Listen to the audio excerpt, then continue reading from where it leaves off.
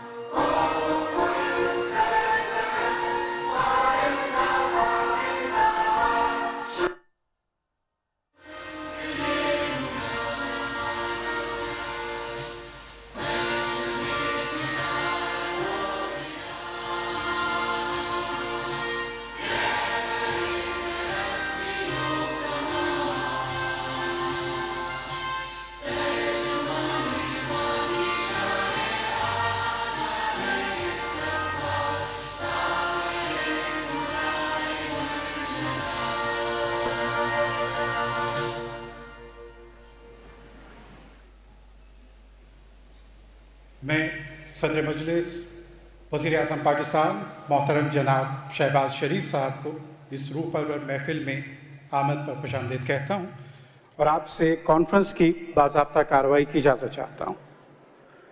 تلاوت کلام پاک کے لیے تشریف لا رہے ہیں قاری سید صداقت علی صاحب، عالمی شہرت یافتہ ہلال امتیاز جناب قاری سید صداقت علی صاحب۔ بسم اللہ الرحمن الرحیم۔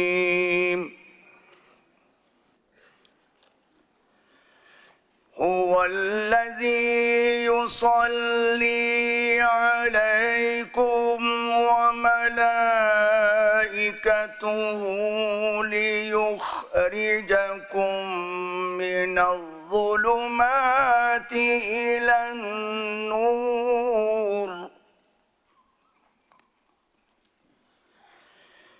وَكَانَ بِالْمُؤْمِنِينَ رَحِيمًا۔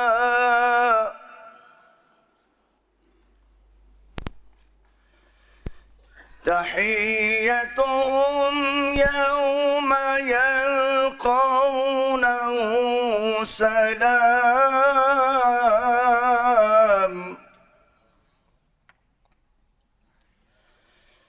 وَأَعَدَّ لَهُمْ أَجْرًا كَرِيمًا۔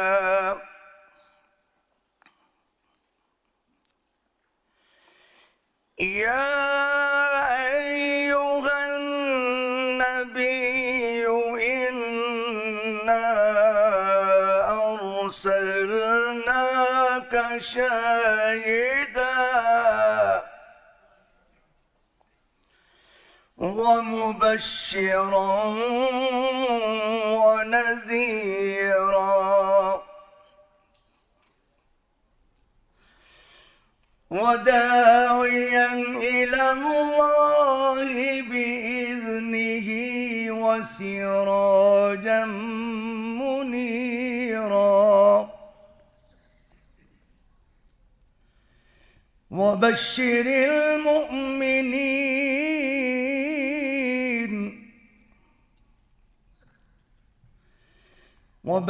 المؤمنين بأن لهم من الله فضلا كبيرا۔ صدق الله العظيم وآخر دعوانا ان الحمد للہ رب العالمین۔ ذکر مصطفیٰ صلی اللہ علیہ وآلہ وسلم کے لیے تشریف لا رہے ہیں جناب نور محمد چرال صاحب۔ ایسا کوئی محبوب نہ ہوگا نہ کہیں ہے،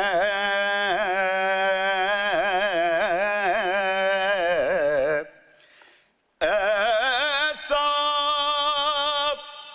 کوئی محبوب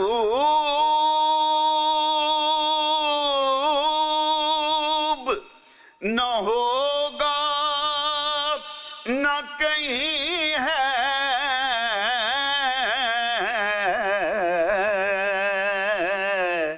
کہ بیٹھا ہے چٹائی پہ مگر عرش نشیں ہے، بیٹھا ہے چٹائی پہ مگر عرش نشیں ہے،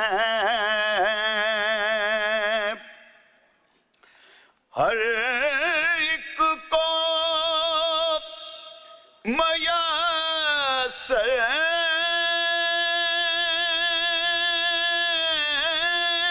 کہاں اس در کی غلامی،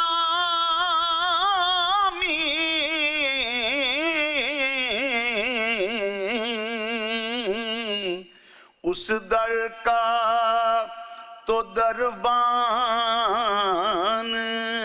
بھی جبریل امی ہے، اس در کا تو دربان بھی جبریل امی ہے، اور تو چاہے تو ہر شب ہو مثال شب اسرا،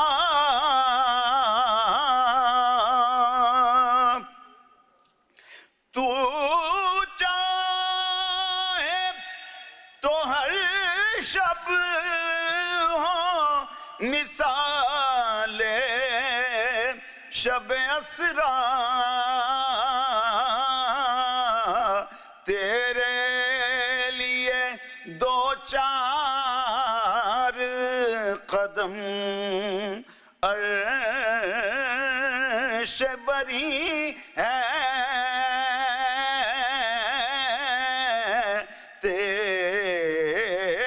تیرے لیے، اور دل گریا کنا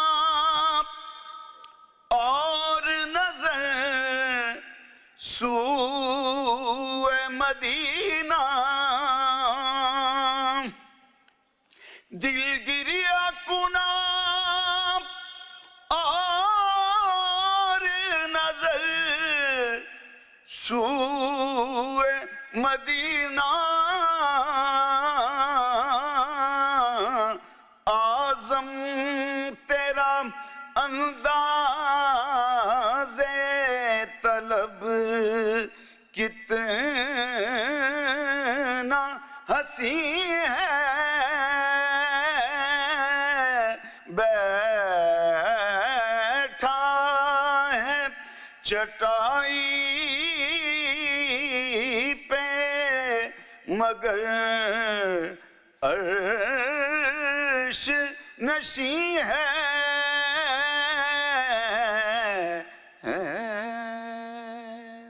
جناب سردار محمد یوسف صاحب سے میں ملتمس ہوں وفاقی وزیر مذہبی امور اور بین المذاہب ہمانگی خطبہ استقبالیہ کے لیے تشریف لائیں۔ نحمدہ ونصلی علی رسول الکریم، اما بعد، اعوذ باللہ من الشیطان الرجیم، بسم اللہ الرحمن الرحیم۔ صدر مجلس محترم جناب شہباز شریف صاحب، وزیر اعظم اسلامی جمہوریہ پاکستان، محترم وفاقی وزراء، معزز اراکین پارلیمنٹ اور قابل احترام سفراء، جید علماء کرام اور ملک بھر سے تشریف لانے والے مہمانان گرامی اور برادر اسلامی ممالک سے آئے معزز وزراء، علماء، بین الاقوامی وفود، السلام علیکم ورحمۃ اللہ وبرکاتہ۔ آج میں 12 ربیع الاول 1448 ہجری کے اس بابرکت موقع پر جناح کنونشن سینٹر اسلام آباد میں منعقد ہونے والی بین الاقوامی سیرت نبی صلی اللہ علیہ وآلہ وسلم کانفرنس میں وزیر اعظم پاکستان جناب محمد شہباز شریف صاحب اور تمام معزز مہمانان گرامی کو دل کی اتھاہ گہرائیوں سے خوش آمدید کہتا ہوں۔ میں وزیر اعظم صاحب کا تہ دل سے شکر گزار ہوں کہ انہوں نے وزارت مذہبی امور و بین المذاہب امانگی کی دعوت قبول فرمائی اور اس بابرکت محفل کو اپنی شرکت سے رونق بخشی۔ آج ہم اس عظیم ہستی صلی اللہ علیہ وسلم کی ولادت باسعادت کی یاد میں جمع ہیں جنہیں اللہ تعالیٰ نے پوری انسانیت کے لیے رحمت بنا کر مبعوث فرمایا۔ قرآن کریم میں ارشاد ہے وَمَا أَرْسَلْنَاكَ إِلَّا رَحْمَةً لِلْعَالَمِينَ، اور ہم نے آپ صلی اللہ علیہ وسلم کو تمام جہانوں کے لیے رحمت بنا کر بھیجا ہے۔ نبی کریم صلی اللہ علیہ وسلم کی سیرت صرف عبادات اور انفرادی زندگی کے لیے رہنمائی نہیں بلکہ فرد، خاندان، معاشرے اور ریاست کی تعمیر کے لیے بھی ایک مکمل نمونہ ہے۔ اسی لیے اس سال کی کانفرنس کا موضوع نہایت اہم ہے، نسل نو کا تحفظ، تعمیر اور کردار سیرت نبی صلی اللہ علیہ وسلم کی روشنی میں۔ محترم حاضرین، آج ہماری سب سے قیمتی دولت ہماری نوجوان نسل ہے۔ یہی نوجوان نسل کے مستقبل کے معمار ہیں، لیکن ہمیں اس حقیقت کا بھی ادراک ہے کہ آج کا نوجوان متعدد نئے چیلنجز کا سامنا کر رہا ہے۔ خواتین و حضرات، سیرت نبی صلی اللہ علیہ وسلم ہمیں یہ سبق دیتی ہے کہ نوجوانوں کو محض نصیحت نہیں بلکہ اعتماد، تربیت، ذمہ داری اور مقصد زندگی دینا چاہیے۔ وزیر اعظم صاحب، آپ ہی کے دور میں پہلی دفعہ حسن قرات کا مقابلہ بین الاقوامی سطح پر ہوا ہے اور اس دفعہ انشاءاللہ ہم دوبارہ یہ حسن قرات کا مقابلہ کرنے جا رہے ہیں۔ یہ بھی جو اعزاز آپ کی حکومت کو حاصل ہے، میں اس پر بھی آپ کو مبارکباد دیتا ہوں۔ اللہ تعالی ہم کو حامی و ناصر ہو۔ والسلام، پاکستان زندہ باد۔ اس سے پہلے کہ ہم مقالات سیرت کے انعامات کی طرف بڑھیں، میں دل کی گہرائیوں سے ایک بات کہنا چاہوں گا۔ سن 2026 1448 ہجری 12 ربیع الاول کا یہ دن، ہمارے درمیان وہ شخصیت موجود ہے جس نے علامہ اقبال کے اس شعر کو عملی تفسیر دی کہ ایک ہوں مسلم حرم کی پاسبانی کے لیے، نیل کے ساحل سے لے کر تا بقا کے کاشغر۔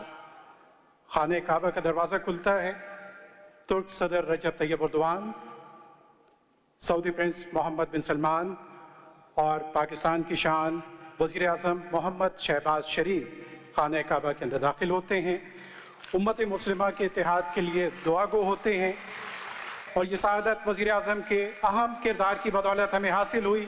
ہم سب کھڑے ہو کر وزیر اعظم کا شکریہ ادا کرتے ہیں اور انہیں خراج تحسین پیش کرتے ہیں۔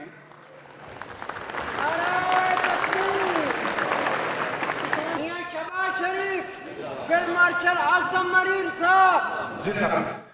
تقریب کے آخری مرحلے میں قومی مقابلہ کتب سیرت نعت و مقالات 2026 کے پوزیشن ہولڈرز کے لیے تقسیم انعامات کی طرف بڑھتے ہیں۔ میں وزیر اعظم صاحب سے ملتمس ہوں کہ تشریف لائیں اور انعامات کی تقسیم کے لیے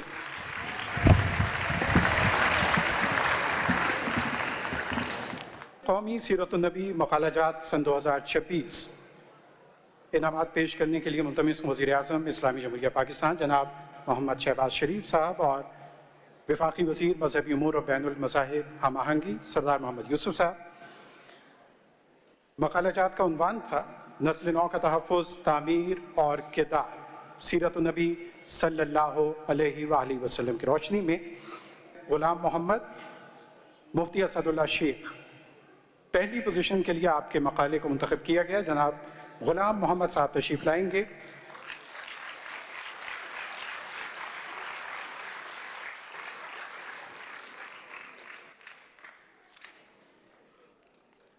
پہلی پوزیشن کے لیے ان کا مقالہ منتخب کیا گیا اور ملتمس ہوں فریحہ رشید صاحبہ. فریحہ رشید صاحبہ تشریف لائیں گی. کیش پرائز 1,00,000 روپے. پہلی پوزیشن کے لیے آپ کا مقالہ منتخب کیا گیا ہے. قومی سطح پر کیٹیگری برائے خواتین میں پہلی پوزیشن کی حقدار. انعامات برائے کتب سیرت اردو کیٹیگری میں میر حجاز ان کی کتاب کا نام اور اختر حسین صاحب تشریف لائیں گے. پہلی پوزیشن کے لیے کتب سیرت اردو کیٹیگری میں ان کی کتاب منتخب کی گئی. اختر حسین صاحب. پروفیسر ڈاکٹر محمد مشتاق. پہلی پوزیشن ان کی کتاب کا نام معجزے میرے نبی صلی اللہ علیہ وآلہ وسلم. انعامات برائے کتب سیرت غیر ملکی کیٹیگری میں ریاض محمود صاحب کی کتاب نے پہلی پوزیشن حاصل کی ہے. Approach to urban planning the holy prophet. Riaz Mahmood Sahib. ان کے بعد ملتمس ہوں مصنفہ ڈاکٹر سیدہ سعدیہ سے جو علیل ہیں. ان کے بھائی انعام وصول کرنے کے لیے آئیں گے. ان کی کتاب قومی سطح پر کتب سیرت خواتین کیٹیگری میں اول پوزیشن کے لیے منتخب ہوئی ہے. لم سے رحمت للعالمین صلی اللہ علیہ وآلہ وسلم برکات اور اثرات ان کی کتاب کا نام. اور انعامات برائے رسائل اور مجلات کیٹیگری میں ڈاکٹر محمد اشفاق تشریف لائیں گے. ڈاکٹر محمد اشفاق. ان کا مجلہ قومی سطح پر مجلات کی کیٹیگری میں اول پوزیشن کے لیے منتخب کیا گیا. اور اب ملتمس ہوں عابد رشید صاحب. عابد رشید صاحب کی کتاب قومی سطح پر کتب نعت اردو کیٹیگری میں اول انعام کے لیے منتخب کی گئی. عابد رشید صاحب. آپ کی کتاب کا نام خیر الورا. اور آخر میں وزیر اعظم پاکستان کو وفاقی وزیر مذہبی امور اور بین المذاہب ہم آہنگی سردار محمد یوسف صاحب اعزازی شیلڈ اور قرآن پاک کی خطاطی کا ایک نسخہ پیش کریں گے.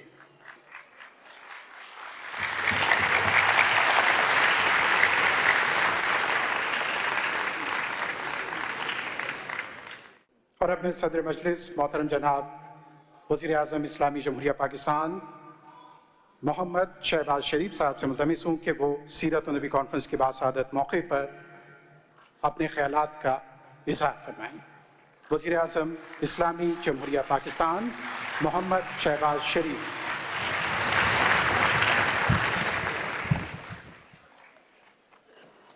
بسم اللہ الرحمن الرحیم. محترم سردار محمد یوسف صاحب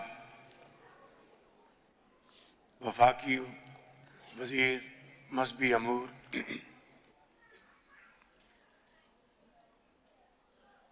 انتہائی قابل احترام علماء کرام، مفتیان کرام، مشائخ اعظام، اساتذہ کرام، طلباء و طالبات، ذی وقار وفاقی وزراء، پارلیمنٹیرین اور برادر فرام ترکی ایمبیسڈر نذیر اوگلو، معزز خواتین و حضرات، السلام علیکم. 12 ربیع الاول کی یہ عظیم الشان کانفرنس ہماری قابل فخر قومی روایت ہے. اس مبارک اور بابرکت دن ہر سال ملک کے ہر حصے سے ہر مسلک کے علماء کرام، محققین، مشائخ اعظام اور اسکالرز ایک چھت تلے جمع ہوتے ہیں. ابھی جن انتہائی قابل احترام علماء، محققین، اسکالرز، نعت خوان جن کو انعامات اور شیلڈ تقسیم کی گئی ہیں، میں اپنی طرف سے اور اپنی حکومت کی طرف سے اور آپ کی طرف سے آپ سب کو دلی مبارکباد پیش کرتا ہوں۔ یہ عظیم اجتماع اس بات کی یاد دہانی ہے کہ ہم سب اللہ کے آخری رسول نبی کریم حضرت محمد صلی اللہ علیہ وسلم کی رحمت کے سائے میں ایک ملت ہیں۔ آپ کی بے مثال اور بابرکت ہستی ہم سب کی پہچان ہے۔ آپ نبی اکرم صلی اللہ علیہ وسلم ہماری عزت اور ہماری جان ہے۔ آپ کا امتی ہونا ہمارا ایمان ہے۔ آپ کی بعثت پوری انسانیت کے لیے اللہ کا احسان ہے۔ اور یہ حسین اتفاق ہے کہ اس سال یہ مبارک دن اگست کے مہینے میں آیا ہے، جب پاکستان معرض وجود میں آیا۔ 14 اگست پر رمضان المبارک کی رحمتوں کا سایہ تھا۔ یہ غیبی اشارہ ہے کہ پاکستان پر اللہ تعالیٰ کا بے پایہ فضل و کرم اور نبی کریم صلی اللہ علیہ وسلم کی نگاہ رحمت ہے۔ میں وزارت مذہبی امور اور علماء کرام کو دل کی گہرائیوں سے مبارکباد دیتا ہوں کہ انہوں نے سیرت کانفرنس کی پاکیزہ روایت کو زندہ رکھا۔ علماء کرام ہماری اخلاقی قدروں کے پاسبان ہیں۔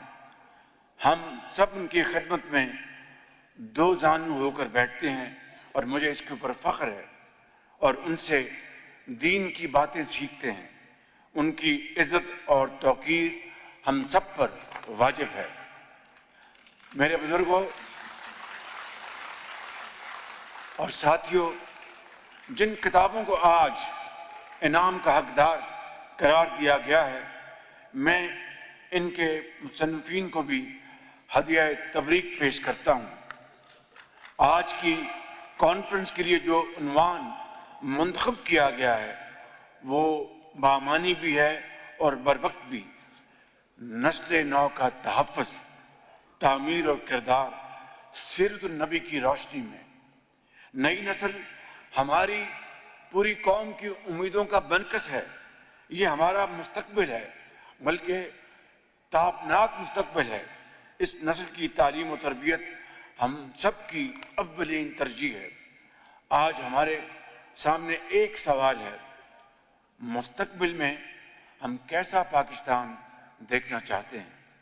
اس کا جواب بہت سادہ ہے۔ ہم جیسی نسل تیار کریں گے، ہمارا مستقبل بھی ویسا ہی ہوگا۔ یہ ہماری خوش قسمتی ہے کہ نبی کریم کے اسوہ حسنہ کی صورت میں ہمارے پاس اخلاق کا کامل ترین نمونہ موجود ہے، جس کی نظیر پوری دنیا میں نہیں ملتی۔ ہمیں اللہ تعالیٰ نے ایسا سراج منیر عطا فرمایا ہے جس کی روشنی سے ہم اپنے بچوں کے دل و دماغ کو بھی منور کر سکتے ہیں۔ اور زندگی کا کون سا پہلو ہے جسے نبی کریم نے اپنے اسوہ حسنہ سے روشن نہ کیا ہو؟ آپ کی حیات مبارکہ کا ہر واقعہ ہمارے لیے ہدایت کا مکمل پیغام ہے۔ صلح حدیبیہ میں ہمیں، آپ سب کو اچھی طرح علم ہے، صلح حدیبیہ کا ذکر قرآن کریم میں بڑی تفصیل سے آیا ہے۔ اس میں آپ ہمیں عقل و بصیرت کا پیکر دکھائی دیتے ہیں، مشکل کو اپنی دانش سے آسانی میں بدل دیتے ہیں، اور میرے آقا صحابہ کرام کو پیغام دیتے ہیں کہ آج ہم نے حکمت اور دور اندیشی سے کام لیا تو آنے والے دنوں میں فتح مبین ہماری منتظر ہوگی۔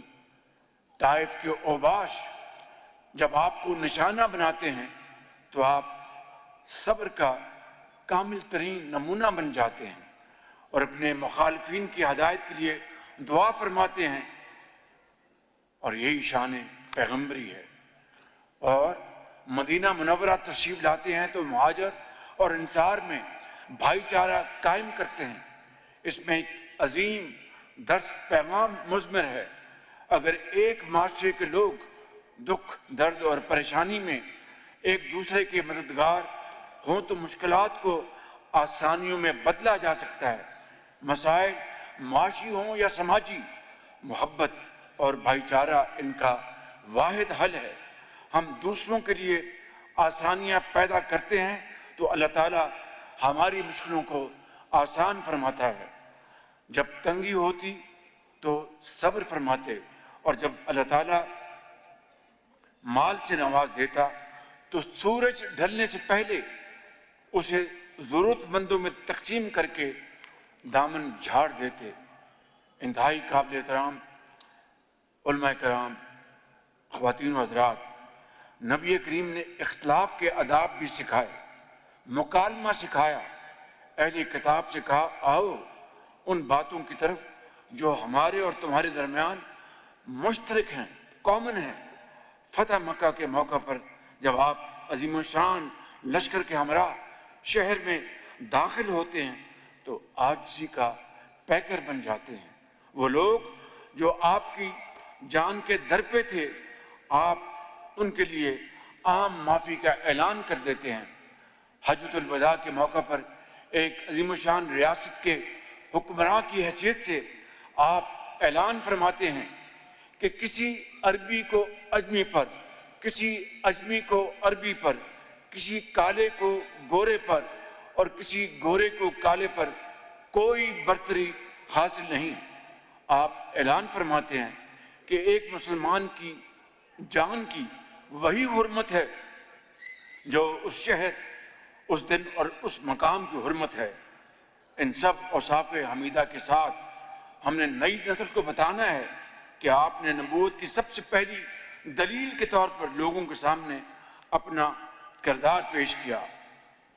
آپ کی حیات مبارکہ اسوہ حسنہ، آپ کی گفتار سراپا حق اور زندگی امانت اور دیانت سے عبارت ہے۔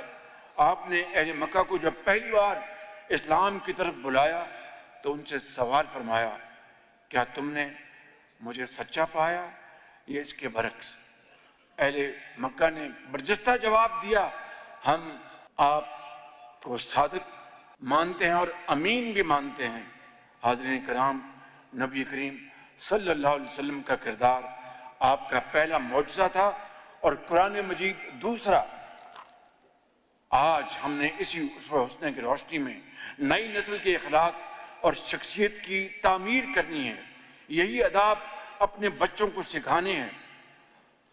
2 سال پہلے میں نے وزارت تعلیم کو ہدایت کی کہ حضور اکرم کے اخلاق حسنہ کی روشنی میں نئی نسل کی اخلاقی تربیت کو نظام تعلیم کی روح بنا دیا جائے۔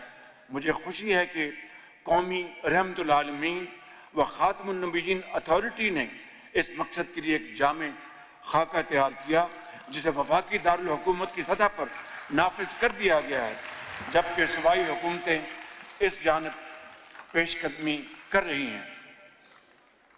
محترم علماء کرام و مشائخ اعظام، میری خواہش ہے کہ دینی مدارس میں علماء کی جو نئی نسل تیار ہو رہی ہے وہ اخلاق اور کردار میں ممتاز ہو، اور جب وہ محراب و منبر کی ذمہ داری سنبھالیں تو وہ اسوہ حسنہ کی روشنی میں قوم کو وحدت کا پیغام دے۔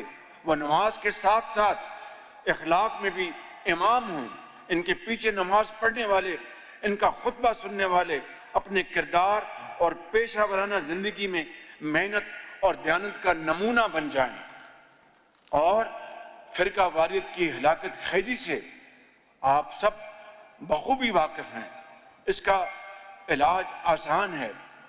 ایک ہی ہستی ہماری پہچان اور شناخت ہو، ہماری ہر محبت نبی کریم کی محبت کے تابع ہو۔ صحابہ کرام، اہل بیت اعظام، فقہائے امت، یہ سب اور آپ سب ہماری عزت اور ہمارے سروں کے تاج ہیں، کیونکہ آپ سب کو نبی کریم صلی اللہ علیہ وسلم کی نسبت سے گہرا تعلق ہے، اور ہمارا آئین بھی ہمیں صرف قرآن و سنت کا پابند بناتا ہے۔ فرقہ واریت اس وقت پھیلتی ہے جب جدا جدا مراکز کی طرف ہم رجوع کرتے ہیں، ہم اپنی الگ شناخت بناتے ہیں۔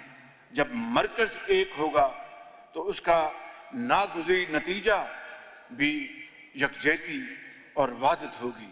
یہاں میں بڑے ادب سے، جو پچھلے سالوں میں آپ کی خدمت میں بڑے ادب سے عرض کرتا رہا کہ مکہ مکرمہ میں، خانہ کعبہ میں، مدینہ المنورہ میں ہم سب کسی بھی مسلک سے ہمارا تعلق ہو، ایک امام کے پیچھے نماز پڑھتے ہیں، ادا کرتے ہیں۔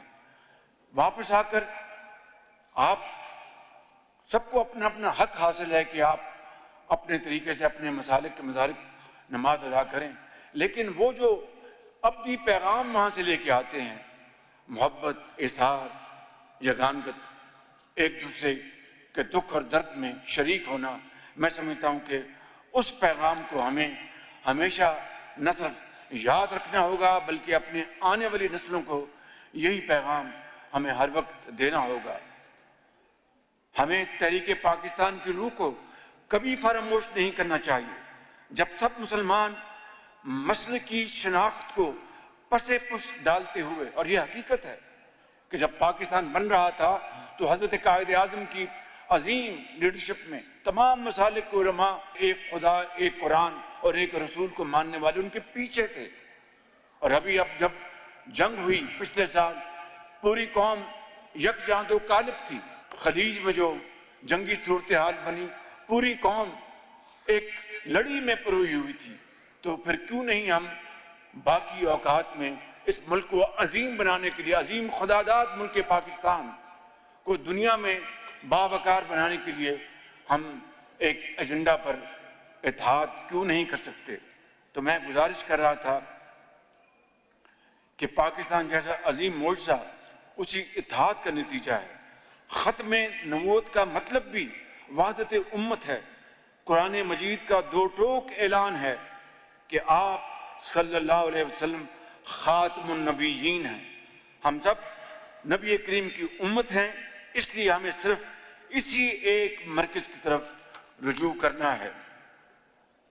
اللہ تعالیٰ نے ہمیں موقع دیا تو ہم نے امت مسلمہ کو متحد کرنے کی ایک حقیر مگر مخلصانہ کوشش کی۔ مشرق وسطیٰ ایک بڑے بحران کے دہانے پر کھڑا تھا اور ہم نے ایک طرف جنگ بندی کے لیے مسلسل کوشش کی اور دوسری طرف مسلمانوں کو اکٹھا کرنے کے لیے دن رات ایک کیے رکھے۔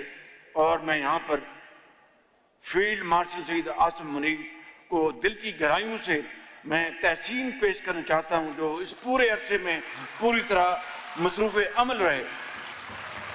الحمدللہ ہماری یہ مشترکہ محنت رنگ لائی اور عارضی جنگ بندی ممکن ہوئی۔ امن دشمنوں نے ایڑی چوٹی کا زور لگایا کہ مشرق وسطیٰ کے مسلمانوں کو تقسیم کر دے، ان کے اتحاد کو پارا پارا کر دیں، ان میں نفرت کا زہر گھول دیں، مگر اللہ تعالیٰ کے بے پایاں فضل و کرم اور شکر ہے کہ وہ اس پہ کامیاب نہ ہو سکے۔ ان مخلصانہ کاوشوں کا بہترین نتیجہ معاہدہ مکہ المکرمہ کی صورت میں ہمارے سامنے ہے، اور ان تین جو بھائی ممالک ہیں، سعودی عربیہ، ترکی، پاکستان، ان کے سفیر یہاں پر موجود ہیں۔ Brother, would you like to stand up and let's give them a big hand.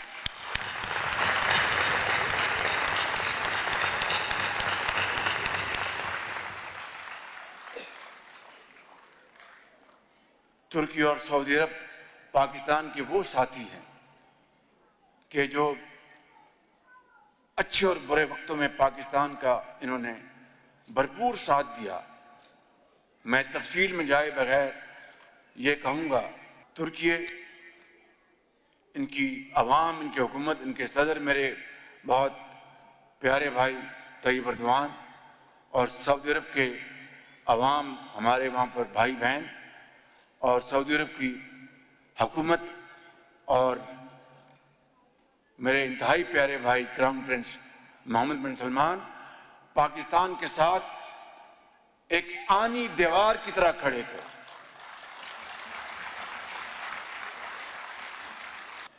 میں یہاں پر یہ گزارش کروں گا کہ آج پاکستان کے اندر بھی ہمیں اسی وحدت اتحاد کی شدید ضرورت ہے، اور اس کے لیے آپ جیسے جید علماء جو یہاں پر تشریف فرما ہیں، آپ کو اپنا کلیدی کردار ادا کرنا ہے، عوام کو فتنہ پرور اور مفاد پرست عناصر سے بچانا ہے جو انہیں تقسیم کرنا چاہتے ہیں۔ حاضرین کرام، مہذب دائرے میں رہتے ہوئے علمی اختلاف میں کوئی حرج نہیں۔ ہمارے اسلاف نے بھی اختلاف کیا، لیکن ان کے اختلاف نے ہماری علمی روایت کو مالا مال کیا۔ ہمیں ان کے اس مثالی کردار کو سامنے رکھنا ہے، اپنی بات کہنی ہے اور دوسرے کو بھی یہ حق دینا ہے کہ وہ بھی اپنی بات کھل کر کہے۔ اس مثبت رویے سے اختلاف رحمت بن جاتا ہے اور سماج علمی اور فکری ارتقاء کی منازل طے کرتا ہے۔ آج امت مسلمہ کو جو فکری چیلنج درپیش ہے، آپ ان سے اچھی طرح واقف ہیں۔ نئی نسل کے سوالات جو جدید علم سے پھوٹے ہیں جواب طلب ہیں۔ گمراہ کن خیالات نئی نسل کو اپنا شکار بنا رہے ہیں۔ فرقہ واریت نوجوانوں کے ذہن کو آلودہ کر رہی ہے۔ انتہا پسندی انہیں دہشت گردی کا راستہ دکھا رہی ہے۔ سیاسی مفاد پرست ان کے اخلاق پر ڈاکہ ڈال رہے ہیں۔ ہمیں اپنے بچوں کو ان تمام فتنوں سے بچانا ہے۔ نئی نسل کی اخلاقی تربیت کے لیے سب سے پہلے ان کے ذہن کو مطمئن کریں۔ اس کے لیے آپ جیسے جید علماء اور اسکالرز کی شدید ضرورت ہے، شاید اس سے پہلے کبھی نہیں تھی۔ ہمارے نبی کریم صلی اللہ علیہ وسلم نے ہمیں نصیحت فرمائی کہ حکمت مومن کی گمشدہ میراث ہے۔ ہم نے اسوہ حسنہ سے رہنمائی لیتے ہوئے اس حکمت کے ساتھ نئی نسل کے ذہنوں کو مطمئن کرنا ہے، انہیں روایت کا علم دینا اور اس کے ساتھ ساتھ جدید علوم بھی سکھانے ہیں۔ یہی فرمان امروز ہے، مشرق سے ہو بیزار نہ مغرب سے حذر کر، فطرت کا اشارہ ہے کہ ہر شب کو سحر کر۔ آج جس ہستی کو یاد کر رہے ہیں ہم سب، جن کے ساتھ اپنی نسبت پر فخر کر رہے ہیں، انہیں اللہ تعالیٰ نے رحمت العالمین بنایا۔ حاتم طائی کی بیٹی جو مسلمان نہیں تھی، نبی کریم صلی اللہ علیہ وسلم کے حضور پہنچی، اس نے اپنا تعارف کروایا، میں اس باپ کی بیٹی ہوں جو مہمان نواز ہے، ہر کسی کو سلام کرتا ہے، کسی حاجت مند کو خالی ہاتھ نہیں لوٹاتا۔ آپ نے فرمایا یہ تو مومنوں کی صفات ہیں۔ آپ صلی اللہ علیہ وسلم نے نہ صرف اس خاتون کو آزاد کرنے کا حکم دیا بلکہ اس کے لیے سواری کا بھی اہتمام فرمایا۔ سیرت نگاروں نے ایسے بہت سے واقعات نقل کیے ہیں جو بتاتے ہیں کہ آپ ساری انسانیت کے لیے باعث رحمت تھے۔ آپ کا امتی ہونے کا ایک تقاضا یہ بھی ہے کہ ہم بھی سب کو امن اور رحمت کا پیغام دیں۔ میں یہاں پر ختاماً یہ کہنا چاہوں گا کہ نبی کریم صلی اللہ علیہ وسلم کے ارشادات کے مطابق ہمارے ہاتھ اور زبان سے کسی کو تکلیف نہ پہنچے۔ ہم اپنے کردار سے آپ کے اس پیغام رحمت کو عام کریں۔ ہم دنیا کو دعوت دیں کہ آپ کی ہستی اور آپ کی تعلیمات عالمی امن کی ضمانت ہیں۔ آپ کا پیغام پوری دنیا کے لیے محبت کے پھول برساتا ہے، اور اسی لیے وہ نبیوں میں رحمت لقب پانے والا، مرادیں غریبوں کی بھر لانے والا، مصیبت میں غیروں کے کام آنے والا، وہ اپنے پرائے کا غم کھانے والا، اتر کے حرا سے سوئے قوم آیا اور ایک نسخہ کیمیا ساتھ لایا۔ پاکستان پائندہ باد۔